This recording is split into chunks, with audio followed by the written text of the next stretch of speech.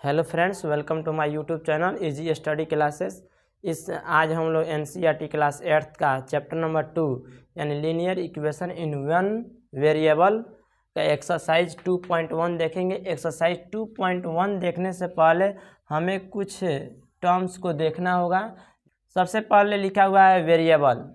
Variable कहते हैं जैसे मान लीजिए एक्स, वाई, जेड, ए, बी, सी एक्सेट्रा, ये जो भी है इसे कहा जाता है वेरिएबल।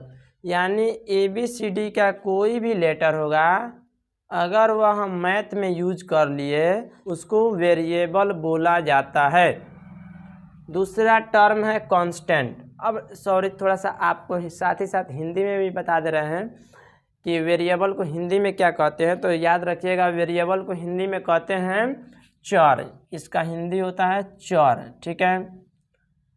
अब इसको एक टर्म और आता है, ये है कांस्टेंट। कांस्टेंट को हिंदी में कहते हैं अचर। ये जैसे मान लीजिए 1 2 3 4 5 6 7 8 9 10, ये जितने भी नंबर दिखाई दे रहा है इसे बोला जाता है कांस्टेंट। यानी कांस्टेंट कहते हैं वैसा वैल्यू, वैसा राशि जिसका जो है मान जो है फिक्स रहता है, यानी बदलता नहीं है। अगर कहीं पर 4 है तो वह 4 ही रहेगा, अगर कहीं पर 3 लिख दिए तो वह 3 ही रहेगा। ये नहीं कि 3 5 हो गया, ऐसे नहीं हो सकता है। 3 2 हो गया, नहीं हो सकता है। 3 माइनस में चला गया, नहीं। अगर कहीं भी रहेगा तो फिक्स रहेगा, तो उसे बोला जाता है कांस्टेंट। अब वेरिएबल बोला जाता है कि उसका मान चेंज होते रहता है, यानी वेरी होते रहता है, बदलते रहता है, यानी इक्वेशन के अनुसार वो चेंज होते रहता है, तो उसे बोलते हैं हम लोग वेरिएबल। जैसे कहीं पर x का मान 5 आता है तो कहीं पर x का मान माइनस में आता है, कहीं पर x का मान 0 हो जाता है। तो कहने का मतलब है कि वेरिएबल का मान बदलते रहता है, लेकिन कांस्टेंट जो है अचर, यानी उसका मान फिक्स है। और उसके बाद एक आता है होल नंबर। होल नंबर कहते हैं वैसी संख्या जो 0 से स्टार्ट हो और अनंत तक जाती हो, उसे कहते हैं होल नंबर। याद रखिएगा, उसे कौन सा नंबर बोलते हैं? होल नंबर कहा जाता है, ठीक है।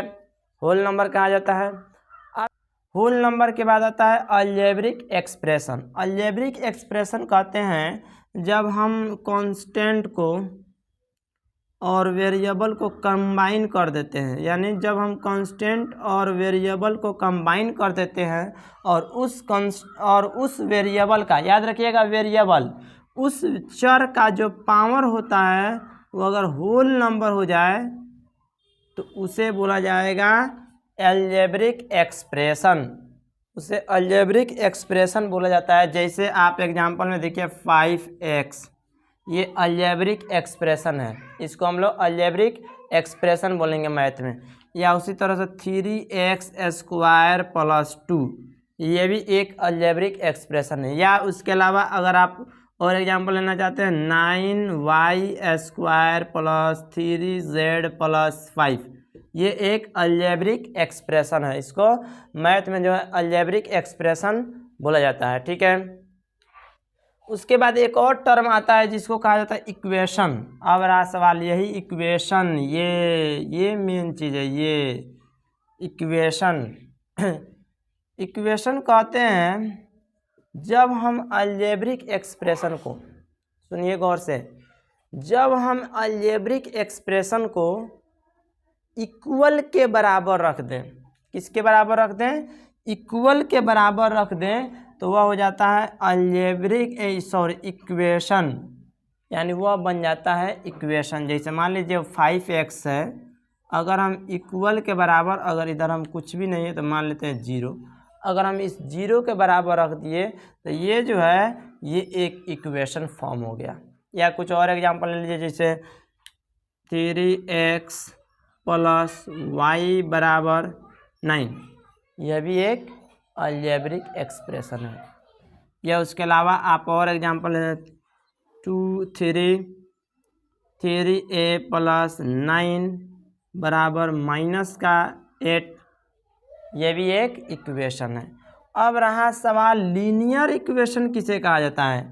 तो लीनियर इक्वेशन कहा जाता है जब किसी इक्वेशन का पावर यानी जब किसी वेरिएबल का पावर क्या हो जाए यानी 1 रहे, यानी उसका हाईएस्ट पावर जो रहे यानी 1 रहे, उसे बोला जाता है लीनियर इक्वेशन। अगर किसी इक्वेशन का पावर यानी हाईएस्ट पावर, याद रखिएगा हाईएस्ट पावर 1 हो तो उसे लीनियर इक्वेशन बोला जाता है। जैसे देखिए 5x + 3 बराबर -8, ये एक लीनियर इक्वेशन है। या उसी तरह से और एग्जांपल देखिए 3y + z = 18, ये भी एक लीनियर इक्वेशन है, ठीक है। या एक और एग्जांपल देखिए 5x - y बराबर 0, ये भी एक लीनियर इक्वेशन है। अब एक और टर्म आता है वन वेरिएबल, किसे कहते हैं? तो वन वेरिएबल कहते हैं जब किसी लीनियर इक्वेशन में एक वेरिएबल यूज किया जाए तो उसे बोला जाता है वन वेरिएबल। यानी एक्सरसाइज 2.1 पर चलने से पहले कुछ और चीज़ों को देखना होगा। जैसे अगर एक होता है LHS, एक होता है RHS और बीच में लगा रहता है इक्वल, याद रखिएगा इक्वल के बाएं तरफ को बोला जाता है LHS और दाहिने तरफ को बोला जाता है RHS। तो इसमें क्या याद रखना है, अगर कोई टर्म यानी LHS में प्लस में है तो RHS में जाएगा तो वह माइनस में हो जाएगा, ठीक है जी। अगर कोई टर्म इधर माइनस में है तो LHS में RHS में जाएगा तो वह प्लस में हो जाएगा। अगर कोई टर्म इधर मल्टीप्लाई में है यानी गुना में है तो जब उसको RHS की तरफ ले जाएंगे तो यानी वह डिवाइड में हो जाएगा। अगर कोई टर्म इधर डिवाइड में है तो जब उधर RHS की तरफ ले जाएंगे तो वह मल्टीप्लाई में हो जाएगा, यानी साइन उल्टा हो जाता है, ठीक है। यानी ये इस लीनियर इक्वेशन का ये कॉन्सेप्ट है। या उससे में अगर कोई RHS में, अगर RHS को LHS में लाएंगे तो वही चीज़ है, यानी माइनस में होगा तो प्लस हो जाएगा, प्लस में होगा तो माइनस होगा, भागा में होगा तो गुना में होगा, गुना में होगा तो भागा में हो जाएगा। तो आई होप आपको ये क्लियर हो गया होगा। तो चलते हैं अपने अगले एक्सरसाइज यानी 2.1 पर और देखते हैं कि इसमें क्वेश्चन क्या दिया हुआ है। तो चलिए चलते हैं। तो फाइनली हम आ गए हैं एक्सरसाइज 2.1 पर। पहला क्वेश्चन दिया हुआ है x - 2 = 7। 6 सवाल उतार चुके हैं, तो देखते हैं। फर्स्ट सवाल दिया हुआ है x - 2 = 7। तो जो कांस्टेंट है उसको दाहिने से यानी RHS की तरफ ले जाएंगे तो ये माइनस में है तो इधर जाकर प्लस में हो जाएगा। तो x बराबर हो जाएगा 7 + 2, तो x = हो जाएगा 9। दूसरा सवाल है y + 3 = 10। तो ये प्लस में है तो इसको दाहिने तरफ ले जाएंगे तो ये हो जाएगा माइनस में। तो y बराबर हो जाएगा, पहले का 10 उतार दिया जाता है और ये +3 है तो इधर आकर हो जाएगा -3। तो y = फाइनली हो जाएगा 7। थर्ड क्वेश्चन दिया हुआ है 6 बराबर z + 2। तो इसको ये प्लस में है तो इधर आकर क्या हो जाएगा माइनस में हो जाएगा। तो 6 यानी -2 = ये z। तो 6 में से 2 जब सब्ट्रैक्ट होगा तो ये बचेगा 4 = z, यानी z का मान हो गया 4। उस तरह अगला क्वेश्चन दिया 3/7 + x = 12/7। तो उसी तरह करेंगे। ये जो टर्म है ये कांस्टेंट वाला टर्म है, इधर प्लस में है तो उधर ले जाएंगे तो माइनस में हो जाएगा। तो इधर हो जाएगा x = 12/17 - 3/7। अब ये जो है फ्रैक्शन में है तो 7 ऐसा ही ठीक है। और इसी जब फ्रैक्शन सेम रहता है तो ऊपर वाला जोड़, अगर जोड़ में है तो जोड़ते हैं, घटाव में है तो घटा देते हैं। तो ये हो जाएगा 12 - 3। तो x = ये घट जाएगा तो हो जाएगा 9/7, ठीक है जी। अगला दिया हुआ है 6x = 12। तो ये देखिए यहाँ पर जो है 6 जो है कुछ भी नहीं रहता है तो गुना में रहता है। तो ये 6 इधर मल्टीप्लाई में है, उधर जाकर डिवाइड में हो जाएगा। तो x = हो जाएगा 12/6 हो जाएगा। ये डिवाइड हमेशा नीचे आता है, ठीक है। तो ये अब कटने वाला है तो कटा देंगे, तो x इज इक्वल टू 12। जिसे अगला सवाल दिया हुआ है t/5 is equal to 10, t/5 is equal to 10 दिया हुआ है। तो क्या करेंगे, ये जो 5 है इधर डिवाइड में है, उधर जाकर मल्टीप्लाई में हो जाएगा। तो t बराबर हो जाएगा 10 × 5, तो t इज इक्वल टू हो जाएगा 50, t इज इक्वल हो जाएगा 50। तो ये हमारा आंसर हो जाएगा। आई होप आपको इतना क्लियर हो गया होगा। कोई देखिए क्वेश्चन उतार चुके हैं, यानी 2x/3 इज इक्वल टू 18। अब देखिए ये जो 3 जो है इधर डिवाइड में, इधर जाकर मल्टीप्लाई में हो जाएगा। तो इधर बच जाएगा 2x इज इक्वल टू 18 × 3, तो 2x इज इक्वल टू ये हो जाएगा 54। अब ये देखिए 2 इधर जो है मल्टीप्लाई में है, इधर जाकर क्या हो जाएगा, यानी डिवाइड में हो जाएगा। तो x इज इक्वल टू 54/2, तो ये कटाइए 2 से, तो x इज इक्वल टू 27 आएगा। ठीक है। 8वां नंबर क्वेश्चन है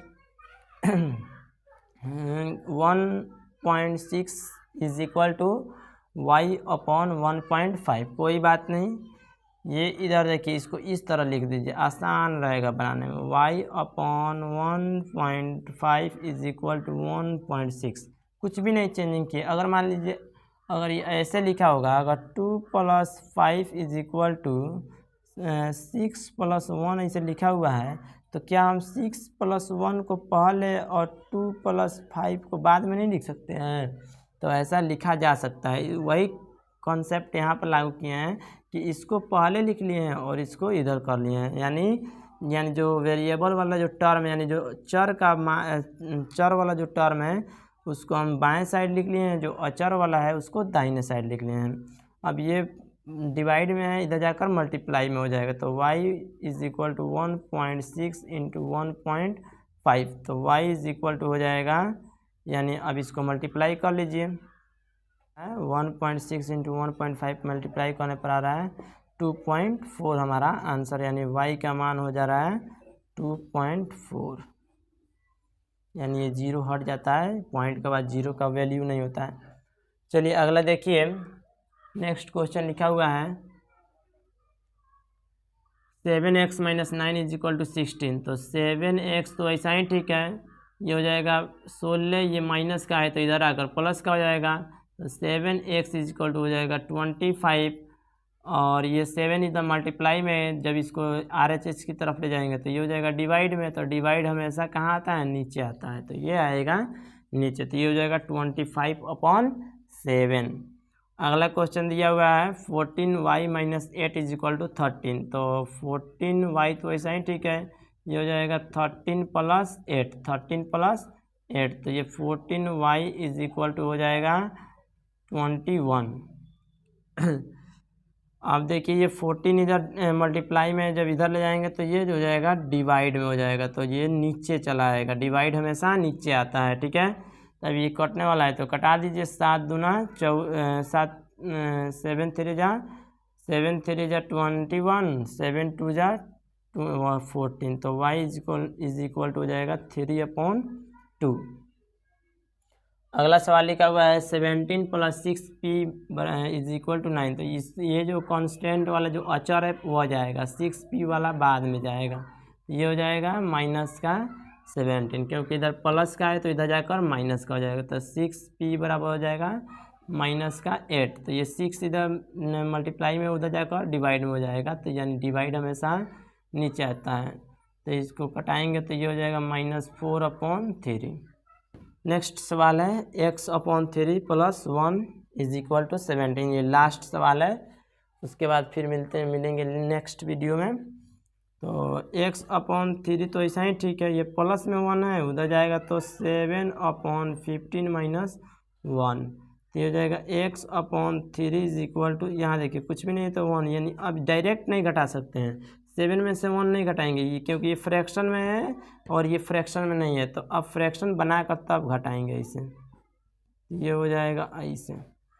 तो ये फाइनली क्या हो जाएगा, यानी फाइनली हो जाएगा, यानी घटेगा तो -8/15। अब देखिए x इज इक्वल टू हो जाएगा -8/15, ये 3 इधर मल्टीप्लाई में डिवाइड में है उधर जाकर मल्टीप्लाई में हो जाएगा, तो ये हो जाएगा, इधर लिख देते हैं, ये हो जाएगा x इज इक्वल टू हो जाएगा -8/15 इंटू 3, तो 3 5 जाए इसे, तो x is equal to -8/5 answer आएगा। आज के लिए इतना ही, फिर मिलते हैं नेक्स्ट वीडियो में। अगर आप इसका स्क्रीनशॉट लेना चाहते हैं तो ले सकते हैं।